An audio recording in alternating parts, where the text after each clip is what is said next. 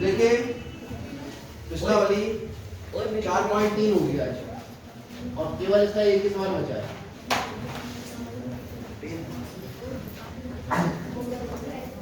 जो बच्चे नहीं आए थे वो बच्चे दूसरे बच्चों से संपर्क करके पिछले सारे सवाल हल करेंगे। पेज 90 पर देखिए 8, अमेरिका और कनाडा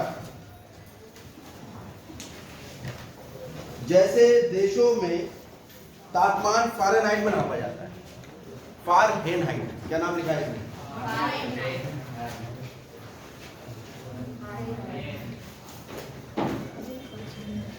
फ़ारेनहाइट, इसे लिखते हैं एफ में।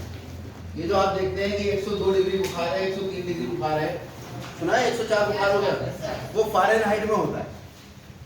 जो थर्मामीटर होता है वो फ़ारेनहाइट में होता है, और अमेरिका और कनाडा में तापमान फ़ारेनहाइट में ही नापा जाता है, जबकि भारत जैसे देशों में तापमान सेल्सियस में नापा जाता है। डिग्री सेल्सियस और ये डिग्री फ़ारेनहाइट। अब फ़ारेनहाइट और सेल्सियस में रूपांतरित करने के लिए एक रैखिक समीकरण दिया है। क्या है रैखिक समीकरण? फ़ारेनहाइट को सेल्सियस में रूपांतरित करने, रूपांतरित मतलब बदलने,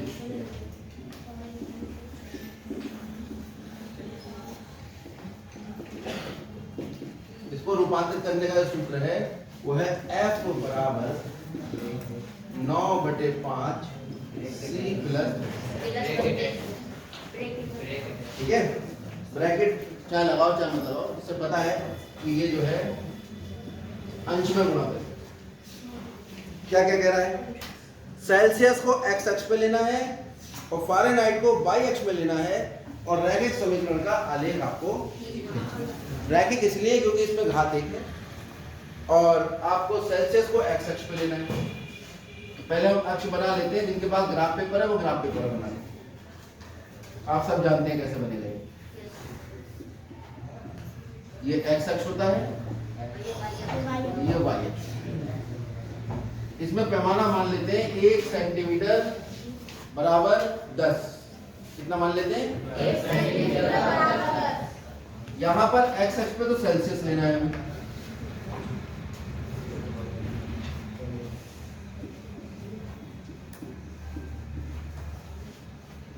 और y अक्ष पे हमें लेना है फ़ारेनहाइट।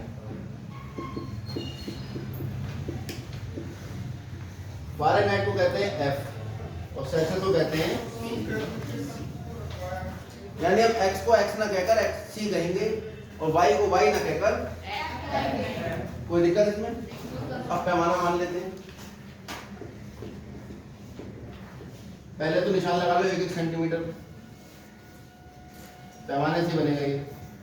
और जिसके पास ग्राफ है उसे कुछ करने की जरूरत नहीं, खाली ये 2 लाइनें खींचनी है, बाकी सब खींची हुई होंगी उसके साथ। और 2 लाइनें खींचते हुए भी याद रखना कहाँ है ग्राफ पेपर। 2 लाइनें खींचते हुए भी याद रखना है, इसमें एक हल्की लाइन है और एक गाढ़ी लाइन है। एक हल्की है और एक हरे रंग की गाढ़ी लाइन है। तो हरे रंग के जो गाढ़े करके, डार्क करके इसमें लाइनें हैं, उन लाइनों पर आप 2 रेखाएं खींचेंगे, एक ऐसे और एक ऐसे, ठीक है? थोड़ा बीच में ले लेना।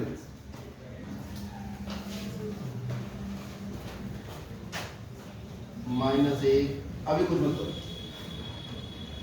पहले बिंदु निकाल लेते हैं, बिंदुओं के बाद ही पैमाना ढूंढेंगे। तो सबसे पहला काम तो यह है, यदि C बराबर 0, ऐसे तो करते हैं, पहले हम किसी एक को 0 ले लेते, जब C को 0 ले लोगे तो कितना आ जाएगा? F बराबर 9/5 गुणा 0 प्लस F का मान कितना आ गया? ठीक है। अब दूसरा मान निकालने के लिए C का मान ऐसा करो, 5 ले लो या 10 ले लो, 10 ले लो। ये तो पहला वो निकल आया आपके पास। तो C, F बिंदु बनेगा, जैसे x, y बनता था, x अक्ष पे तो अब C आ गया और y अक्ष पे, तो C जो है उसको आप x की तरह समझोगे और एफ को समझोगे यहाँ इंडिया में फ़ारेनहाइट नहीं चलता है, अब सेल्सियस मानते हैं। अब यहाँ पर अगर हम f बराबर ले लेते हैं, c बराबर ले लेते हैं 10, तो लेंगे 10 क्योंकि 5 से कट जाता है, तो f बराबर आएगा आपके पास 9/5 गुणा 10 प्लस 5 दूनी 9 दूनी कितना आ गया? f का मान कितना आ गया? तो बिंदु कितना आएगा? c कॉमा f यहाँ निकल कर आया 0, 32 और यहाँ c कॉमा f कितना निकल के आ रहा है? 10, और आपको ये भी पता होगा इस तरह से भी बना लेते हैं इसको, ऐसा बनाते हैं ना, ऊपर लिखते हैं c और नीचे लिखते हैं f। c कितना 0, तो f कितना आया है 32, और c लिया था 10, तो f कितना आया? यहाँ से साफ साफ पता लग रहा है कि पैमाना हमें 10 लेना है। पैमाना लेंगे कौन से अक्ष पर? x अक्ष पर। तो x अक्ष पर अगर पैमाना लेंगे तो 1 सेंटीमीटर बराबर होगा हमारे पास 10 सेंटीमीटर। और y अक्ष पे लेंगे, y अक्ष कौन सा अक्ष होता है? ये जो खड़ा वाला अक्ष, और लेटा वाला 1 सेंटीमीटर बराबर 10 फ़ारेनहाइट, क्योंकि यहाँ पे फ़ारेनहाइट है। तो अब यहाँ पे लगाओ आप 10, 20, 30, थोड़ा ऐसा कर लेते हैं, एक एक को कम कर दो, थोड़ी दूरी बढ़ा लेता हूँ उनके बीच में। आपका तो 1 सेंटीमीटर फिक्स रहेगा।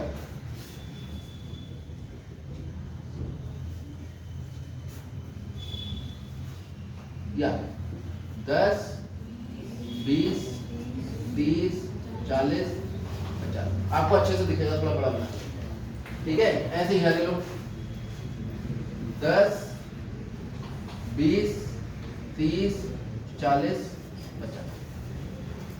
पहला बिंदु कितना है?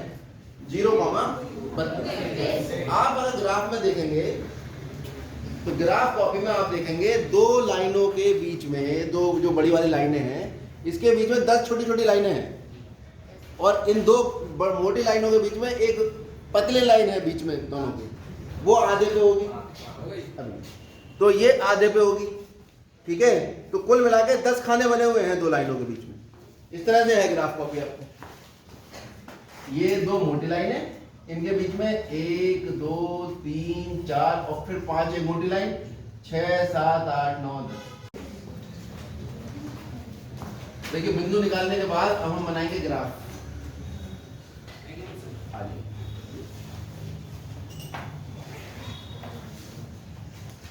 यहाँ पर 1-1 सेंटीमीटर पर निशान लगा लो, ऐसे यहाँ 1-1 सेंटीमीटर पर निशान आ जाएंगे। 10, 20, 30, 40, 50 एक्स अक्ष, ये -10, -20, -20, ये एक्स डैश, ये वाई अक्ष है 10, 20, 30, 40, 50, ये एक्स अक्ष है -10, तो पहला बिंदु है हमारे पास 0,32। तो हमने बताया ये 0 है, x 0 है और y 32, तो 30 पे पहुंचो, 30 के आगे 1, 2 मिलीमीटर वाले जो आपके पैमाने पर निशान है, वो 30 के बाद 2 मिलीमीटर पर निशान लगा लेंगे। और जिनके पास ग्राफ है उनके पास खाने में 10 लाइनें बनी हुई है, तो 30 के बाद पहली लाइन 31 होगी और दूसरी 32। ये हो गया आपका 0,32। चलो पहले 32 ही लिख दो, ये आ गया 32। और दूसरा है बिंदु 10,50, तो x पर 10 और y पर 50, ये आ गया 10,50। इन दोनों को मिलाओ, आगे बढ़ा दो इसे और इसे पीछे बढ़ा, ठीक है? तो ये 0 ले रहे थे, तो 5 × 10, 5 × 15 और 1 16 और 9 × 9 और 9 43।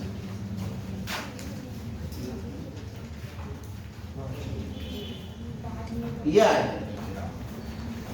और ये ग्राफ आ गया किसका? f बराबर 9/5c प्लस 5। यहाँ पे C F का काम कर रहा है और F Y का। अब इस ग्राफ से ही कह रहे हैं क्या क्या करना है। देखो ये होगा ग्राफ से ही, ये तो मैंने तुम्हें बना के दिखा दिया, लेकिन इसका आंसर उससे आएगा नहीं।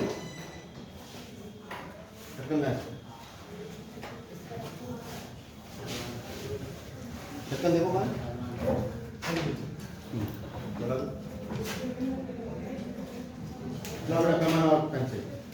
देखो ग्राफ से ही इसका आंसर आ सकता है।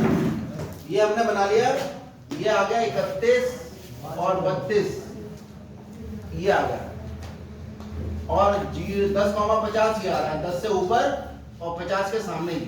इन दोनों को मिलाकर आगे बढ़ा दीजिए, ये आ गया। जितना बढ़ा सकते हो उतना बढ़ा लो, जितनी जगह हो। इसे भी नीचे बढ़ा लेंगे थोड़ा, यहाँ 30 माइनस का -40 -50, ठीक है, और एक ये आ रहा है -40। तो आप देखेंगे इसमें ये बेटा तुमने गलत बनाया है, ये तुमने गलत बनाया। हमने तुमसे कहा था कि ये जो बड़ी वाली लाइन है, ये जो लाइन है आप देखिए मोटी वाली लाइन, इस मोटी वाली लाइन को ही एक्स एक्स बनाना है और मोटी वाली लाइन को ही वाई एक्स बनाना है। तुम्हारा गलत हो, दिखाओ कॉपी इसके पास लाओ पैमाना दो। देखो मैं यहां करके दिखा रहा हूं, बता देना इसमें नहीं दिख रहा होगा। यहां पर थोड़ा ऊपर,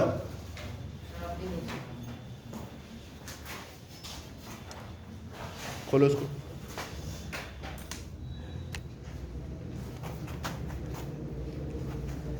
अब आ रहा है। इसमें आप पहले ये बड़ी वाली मोटी वाली लाइन सेलेक्ट कर लो, एक ये आ गई,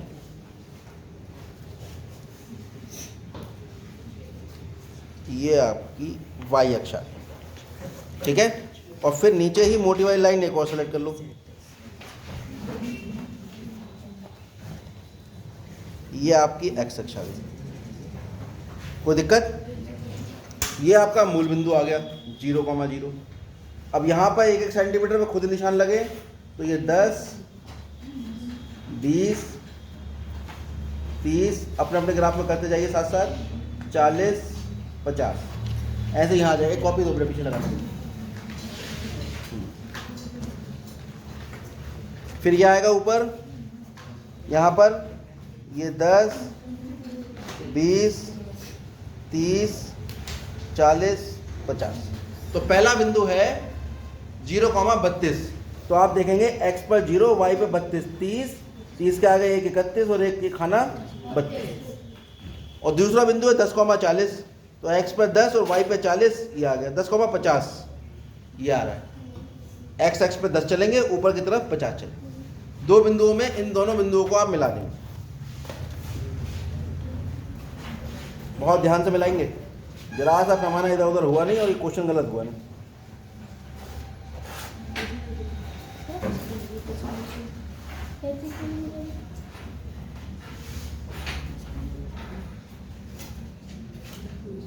ये आ गया। तो आप इसमें देखेंगे ये आ रहा है -10, -20, -30 और -40। ये आ रहा है -10, -20, -30 और -40। आप देखिए ये नीचे खाना आ रहा है पूरा, ये थोड़ा सा पेंसिल हिल गई है, ये आपका पूरा -40 के सामने ही -40 एक्स अक्ष पर और -40 वाई अक्ष पर, ये वाला बिंदु जो आएगा ये बिल्कुल यहाँ पर काटेगा ग्राफ इसको, -40, -40। अगर बिल्कुल ठीक आप रखोगे, क्योंकि यहाँ तो हम थोड़ा ऐसे रख के कर रहे हैं, पैमाना हिल गया हल्का सा, आप जब कॉपी पे रख के बिल्कुल ठीक ठीक करोगे तो ये जो लाइन आएगी आपकी, ये -40 के नीचे इधर और -40 के सामने इधर, ये -40 को -40 पे काटेगी। क्लियर हो गई बात?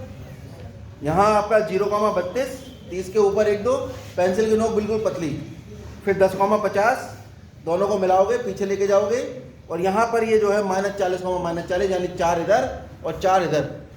एक्स एक्स पे 4 गिन लो, उसके नीचे फिर वाई एक्स पे 4 आ जाओ, वाई एक्स के सामने, और यहाँ पर ये बिंदु इसको काट रहा हो। क्या होगा इसके बाद? क्या क्या पूछा है? यदि तापमान 30 डिग्री सेल्सियस है तो फ़ारेनहाइट में तापमान क्या होगा?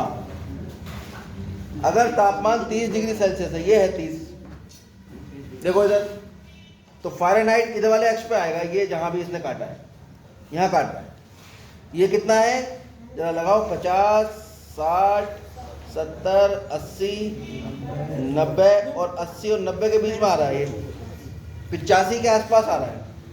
एग्जैक्ट तो कैलकुलेशन करके आएगा, लेकिन अगर आप यहाँ से देखो इसको तो 85 के आसपास आ रहा है। अभी कैलकुलेशन भी करके निकालेंगे।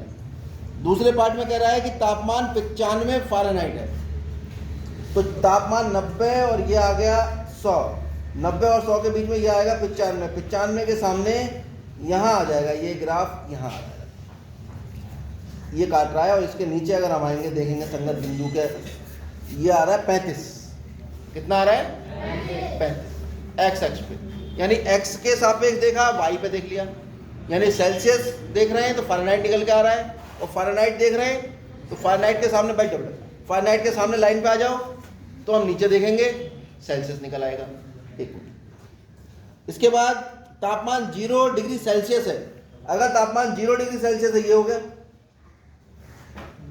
0 डिग्री सेल्सियस, यहाँ हो गया, तो फ़ारेनहाइट देखो कितना आ रहा है, ऊपर चलो 32 आ रहा है, यही तो बिंदु लिया था। 0 डिग्री सेल्सियस पे ग्राफ जो हमारा आया है आलेख, वो वाई अक्ष को कहाँ काट रहा है, 32 पे, तो तापमान 0 डिग्री सेल्सियस होने पर फ़ारेनहाइट कितना है, 32 है। क्या कोई ऐसा भी तापमान है जो फ़ारेनहाइट और सेल्सियस दोनों के लिए संख्यात्मक मान से बराबर है? तो अभी हमने बताया ये जो बिंदु आएगा यहाँ पर, ये -40, -40 होगा, यानी जितना सेल्सियस है -40 उतना ही फ़ारेनहाइट, यानी -40 एक ऐसा मान है जो डिग्री सेल्सियस में भी -40 होता है और फ़ारेनहाइट में भी -40। कोई दिक्कत इसमें? चलो अब हम इसको मैथमेटिकली ज्ञात करेंगे। ये हमने कौन सी विधि से ज्ञात किया, इसको कौन सी विधि लगाई, ग्राफीय। अब क्या करेंगे, अब गणितीय विधि से हम इसे ज्ञात करेंगे कि भाई गणितीय विधि में क्या स्थिति आ रही है। चलिए, ये जरूरी है, बाद में होगा। देखो यहां पर सबसे पहले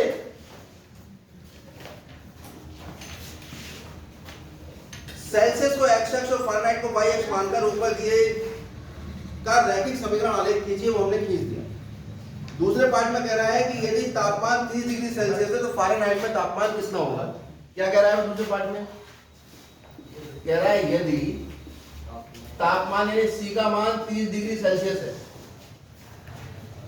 सी का मान 30 है, तो आपको बताना है एफ का मान कितना होगा। सीधी सी बात है, दोनों सी और एफ में क्या संबंध है, एफ बराबर है 9/5 सी प्लस 32, 9/5 सी का मान 30 रख लो, 5 छिक्का 30, 9 छिक्का 54 प्लस 32, 4 और 2 6 और 5 और 3 8। एफ का मान कितना आ गया, 86। इसका मतलब यदि सी बराबर 30 होगा तो एफ बराबर कितना होगा, 86। थर्ड पार्ट में कह रहा है यदि एफ बराबर 85 तो बताओ सी बराबर 95 है, 95। तो फिर से ये संबंध लिख दो, एफ बराबर 9/5 सी प्लस 32, एफ का मान आ गया 95। 32 को जल्दी आओ,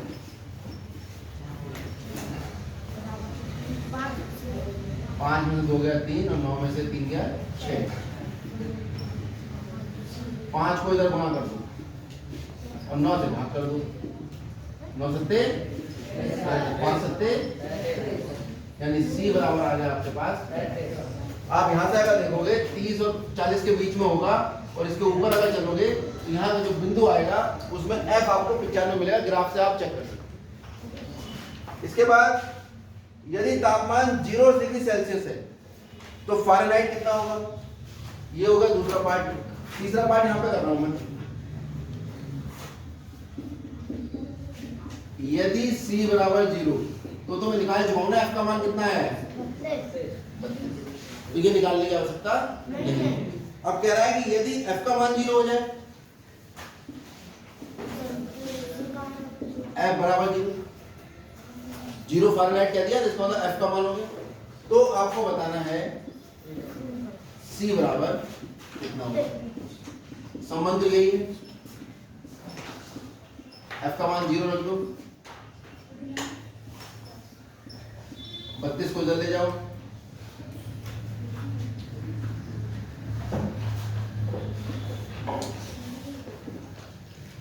पाँच 10 और 5 या 15 और 16/9।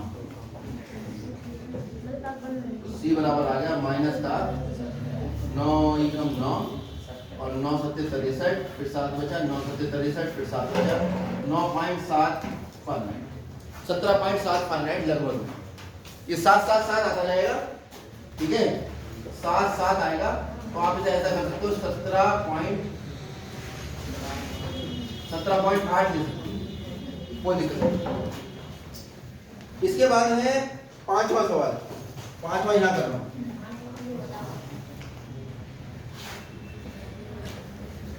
पांचवे में कह रहे हैं कि क्या कोई ऐसा तापमान है जो फ़ारेनहाइट और सेल्सियस दोनों के लिए बराबर है। तो मान लेते हैं, माना